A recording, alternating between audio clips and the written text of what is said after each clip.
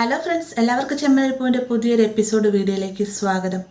എപ്പിസോഡിൻ്റെ തുടക്കത്തിൽ തന്നെ കാണിക്കുന്നത് വക്കീൽ ചന്ദ്രയെ കണ്ടതിന് ശേഷം ശരത്തിൻ്റെ പേരുള്ള കേസൊക്കെ പിൻവലിക്കണമെന്നൊക്കെ പറയുന്നുണ്ടെങ്കിലും ചന്ദ്ര ശരത്തിനെ ജയിലിലേക്ക് അയക്കുമെന്നുള്ളൊരു വാശിയോട് കൂടി തന്നെ നിൽക്കുകയാണ്. പെട്ടെന്ന് തന്നെ വക്കീൽ പറയുന്നുണ്ട്, ഈ ഒരു കേസ് പിൻവലിക്കാതിരുന്നാൽ നിങ്ങൾക്ക് എന്താ ലാഭം എന്ന് ചോദിക്കുന്ന സമയത്ത് ഈ ഒരു കേസ് പിൻവലിച്ചാൽ എനിക്ക് എന്താ ലാഭം എന്ന് ചന്ദ്ര ചോദിക്കുന്നുണ്ട്.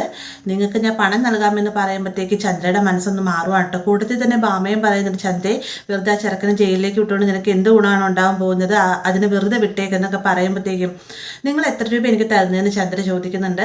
എത്ര നിങ്ങൾക്ക് വേണ്ടത്? 50,000 എന്ന് ചോദിക്കുമ്പോൾ വേണ്ട എന്ന് ചന്ദ്ര മറുപടി പറയുന്നുണ്ട്. 1,00,000 എന്ന് ചോദിക്കുമ്പോൾ അതും എനിക്ക് വേണ്ട, എന്തിനു വേണ്ടിയിട്ടാണെന്നൊക്കെ പറഞ്ഞൊരു ഒരു പുച്ഛഭാവത്തോടു കൂടി ചന്ദ്ര സംസാരിക്കുമ്പോഴത്തേക്കും നിങ്ങൾക്ക് എത്ര രൂപ വേണമെന്ന് വക്കീൽ ചോദിക്കുന്നുണ്ട്. 2,00,000 രൂപ എന്ന് ചന്ദ്ര മറുപടി പറയുമ്പോഴത്തേക്കും വക്കീൽ ഓക്കെ പറയാണ്ട്. പെട്ടെന്ന് ചന്ദ്ര മനസ്സിൽ വിചാരിക്കുന്നുണ്ട്, 2,00,000 രൂപ പറഞ്ഞപ്പോൾ തന്നെ ഓക്കെ പറഞ്ഞു, കുറച്ചുകൂടെ കൂട്ടി ചോദിക്കാമായിരുന്നു എന്നൊക്കെ ഇങ്ങനെ പറയുന്നുണ്ട്. അതിനുശേഷം ചന്ദ്ര പറയുകയാണ്, അല്ല ഇപ്പം തന്നെ ഇവിടുന്ന് പോലീസ് സ്റ്റേഷനിലേക്ക് ഞാൻ നിങ്ങളുടെ കൂടെ വന്ന് ഒപ്പിട്ട് തന്നു കഴിഞ്ഞാൽ നിങ്ങൾ പൈസ തരുമെന്ന് എന്താ ഉറപ്പ് എന്ന് ചോദിക്കുന്ന സമയത്ത് വക്കീൽ വേഗം തന്നെ 2,00,000 രൂപ ചന്ദ്രയുടെ മുന്നിലേക്ക് വെച്ച് കൊടുത്തതിന് ശേഷം ഇനി നിങ്ങൾക്ക് പിൻവലിക്കാമല്ലോ എന്ന് ചോദിക്കുന്നുണ്ട്. ചന്ദ്രയാണ് കേസ് പിൻവലിക്കാമെന്ന് സമ്മതിക്കുകയും പണം നേരെ ഭാമയുടെ കൈകളിലേക്ക് കൊടുക്കുകയും ചെയ്യുന്നുണ്ട്. അതിന് ശേഷം നിങ്ങൾ പുറത്തേക്ക് ഇറങ്ങി നിന്നോ, ഞാൻ ഇപ്പോൾ വരാമെന്ന് പറഞ്ഞുകൊണ്ട് അവരെ പുറത്തേക്ക് ഇറക്കി വിട്ടതിന് ശേഷം ഭാമയോട് പറയുന്നുണ്ട്, ഭാമയെ ഒരു പണം നിൻ്റെ ഇവിടെ ഷെൽഫിൽ ഭദ്രമായി സൂക്ഷിച്ചോ, ഞാൻ ചോദിക്കുന്ന സമയത്ത് നീ എനിക്ക് തിരികെ തന്നാൽ മതി എന്നൊക്കെ പറയാണ്ട്. ഭാമയാണെങ്കിലോ മുകളിലത്തെ അലമാരയുടെ ഷെൽഫിലായിട്ട് ഈ ഒരു പണം ഭദ്രമായി തന്നെ സൂക്ഷിച്ചു വെക്കുകയും ചെയ്യുന്നുണ്ട്. ഇതേ സമയം തന്നെ രവി ആവട്ടെ ചന്ദ്രയില്ലാത്തതുകൊണ്ട് ആകെ സങ്കടത്തിലാണ് കേട്ടോ. ആ ഒരു സമയം തന്നെയാണ് രേവതിയും സച്ചി അങ്ങോട്ടേക്ക് വന്നതിന് ശേഷം രവിയെ ഭക്ഷണം കഴിക്കാൻ വിളിക്കുന്നത്. എന്നാൽ തനിക്ക് ഭക്ഷണം വേണ്ട എന്നൊക്കെ രവി പറയുന്ന നേരത്ത് അച്ഛനും അമ്മയില്ലാത്തതുകൊണ്ടുള്ള സങ്കടത്തിലാണ് ഞങ്ങൾക്കറിയാം, എന്തായാലും അച്ഛൻ വന്ന് ഭക്ഷണം കഴിക്കാൻ നോക്കി, ഇങ്ങനെ ഇരിക്കല്ലേ, അച്ഛൻ കൃത്യസമയത്ത് തന്നെ ഭക്ഷണം കഴിക്കുന്നതല്ലേ എന്നൊക്കെ രേവതി ചോദിക്കുന്നുണ്ട്. അപ്പോൾ ഈ ഒരു സമയം തന്നെയാണ് വക്കീൽ ഫോണിലേക്ക് വിളിച്ചതിന് ശേഷം ചന്ദ്ര കേസ് പിൻവലിച്ചു എന്ന് പറയുമ്പോഴത്തേക്കും സച്ചിക്ക് ഭയങ്കര സന്തോഷമാവുന്നുണ്ട്. സച്ചിയുടെ സന്തോഷം കണ്ടുകൊണ്ട് തന്നെ രേവതി കാര്യം തിരക്കുന്ന സമയത്ത് ശരത്തിൻ്റെ പേരിലുള്ള കേസ് അമ്മ പിൻവലിച്ചു എന്നൊക്കെ പറയുമ്പോഴത്തേക്ക് രേവതിക്കും രവിക്കൊക്കെ ഭയങ്കര സന്തോഷമാവുന്നുണ്ട്. ഇത് കേട്ടുകൊണ്ട് തന്നെയാണ് ശ്രീകാന്തും വർഷ അങ്ങോട്ടേക്ക് വരുന്നത്. അവർ വരുന്ന സമയത്ത് വർഷ പറയുന്നുണ്ട്, ഞാൻ പറഞ്ഞില്ലേ ആൻറ്റിക്ക് കുറച്ച് സമയം കൊടുത്തു കഴിഞ്ഞാൽ തീർച്ചയായിട്ടും ആൻറ്റിയുടെ മനസ്സ് മാറുമെന്ന് പറഞ്ഞില്ലേ എന്നൊക്കെ ചോദിക്കുന്നുണ്ട് കേട്ടോ. എന്നാൽ നമ്മുടെ ശ്രുതിയാകട്ടെ, എന്നാൽ അമ്മ കേസ് പിൻവലിച്ചത് അതെങ്ങനെയാണെന്നൊക്കെ എനിക്ക് ചിന്തിക്കുകയാണ്.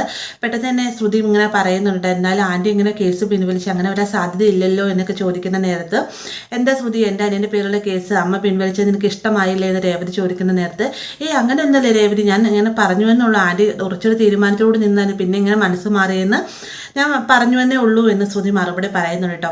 അതേ രീതിയിൽ തന്നെ ശ്രുതിയും പറയുന്നുണ്ട്, എന്നാൽ അമ്മ ഇങ്ങനെ കേസ് പിൻവലിച്ച് ഇങ്ങനെ വരാൻ സാധ്യതയില്ലല്ലോ എന്നൊക്കെ പറയുന്നുണ്ട്.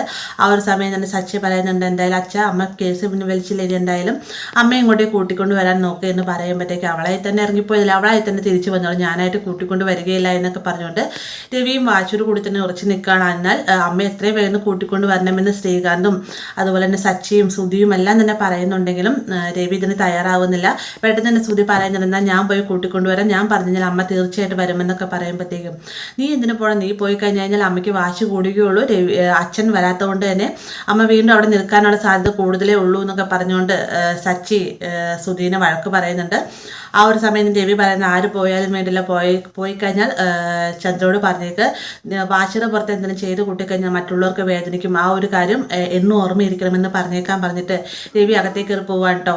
ഇതേ സമയം തന്നെ ശ്രുതിയാകട്ടെ മീരയുടെ അടുത്ത് ചെന്നതിന് ശേഷം എന്നാൽ ആൻറ്റി ഇങ്ങനെ കേസ് പിൻവലിച്ചു, ഒരിക്കലും അതിന് ചാൻസ് ഇല്ല എന്നൊക്കെ പറയുന്ന സമയത്ത് മീരയും അത് പിന്താങ്ങി തന്നെ സംസാരിക്കട്ടെ, ഒരിക്കലും നിൻ്റെ ആൻറ്റി ഒരിക്കലും അങ്ങനെ ചെയ്യാൻ പോകുന്നില്ല, ശരത്തിനും ജയിലിലേക്ക് അയക്കണമെന്നുള്ള വാശിയോടുകൂടി തന്നെ നിന്നതായിരുന്നില്ല. ഇതിപ്പോൾ നമ്മുടെ പദ്ധതികളൊന്നും നടന്നില്ല, നീ കഷ്ടപ്പെട്ട ആ ഒരു ഫോൺ നേടിയെടുത്തുകൊണ്ട് ഒരു ലാഭം ഉണ്ടായത്, ശരത്തിൻ്റെ കീഴിലുള്ള കേസും പിൻവലിച്ചു, രേവതിയും സച്ചിൻ്റെ ഇപ്പോൾ സുഖമായിട്ട് ജീവിക്കുന്നു, അതിലും വലിയ കുരിശ് ഇപ്പം നിൻ്റെ തലയിലേക്ക് വന്നിരിക്കില്ല, ഇനി ആൻ്റണിക്ക് 2,00,000 രൂപ നീ ഒപ്പിച്ചു കൊടുക്കണ്ടേ എന്നൊക്കെ മീര ചോദിക്കുന്ന സമയത്ത് അതേ മീര, ഈ ഒരു ഫോൺ എടുത്തുകൊണ്ട് എനിക്ക് യാതൊരു വിധ ലാഭം ഉണ്ടായില്ല എന്ന് മാത്രമല്ല നഷ്ടം മാത്രമേ സംഭവിച്ചിട്ടുള്ളൂ, എന്നാലും ആൻറ്റി ഒരു കേസ് പിൻവലിച്ചതിന് മുന്നിൽ ഒന്നല്ലെങ്കിൽ ആൻറ്റി ആരെങ്കിലും ഭീഷണിപ്പെടുത്തി കാണാതല്ല എന്നാണെങ്കിൽ ആൻറ്റിക്ക് എന്തോ ഒരു ലാഭമായിട്ട് എന്തൊക്കെയോ കിട്ടിയിട്ടുണ്ട്, അതുകൊണ്ടാണ് കേസ് പിൻവലിച്ച് താനത് കണ്ടുപിടിച്ചേ മതിയാവൂ എന്നുള്ളൊരു വാശിയോട് കൂടി തന്നെ ശ്രുതി നിൽക്കുകയാണ്. പിന്നീട് കാണിക്കുന്നത് ദേവുവിനെ വിളിച്ചതിന് ശേഷം അങ്ങനെ ശരത്തിൻ്റെ പേരിലുള്ള കേസ് പിൻവലിച്ചു എന്നൊക്കെ പറയുമ്പോഴത്തേക്കും ദേവുവിന് ഭയങ്കര സന്തോഷം. ദേവു ഒന്ന് ലക്ഷ്മിയോട് പറയുന്നത്, ലക്ഷ്മി